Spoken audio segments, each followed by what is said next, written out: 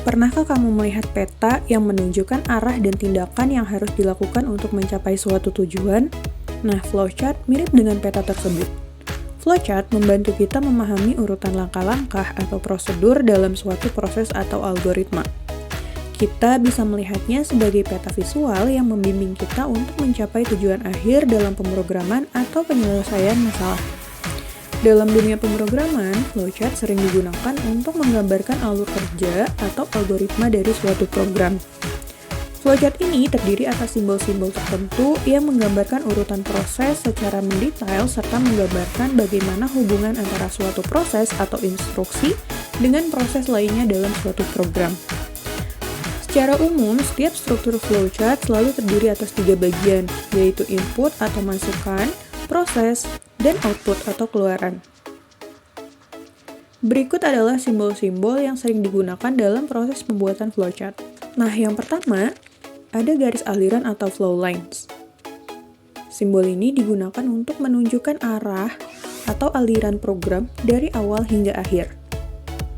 Selanjutnya, ada terminator.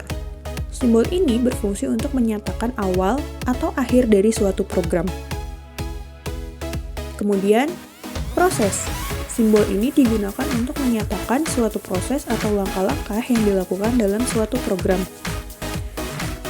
Decision yaitu simbol yang digunakan untuk pengambilan keputusan terhadap suatu kondisi tertentu yang akan memungkinkan dua jawaban, yaitu ya dan tidak, benar atau salah.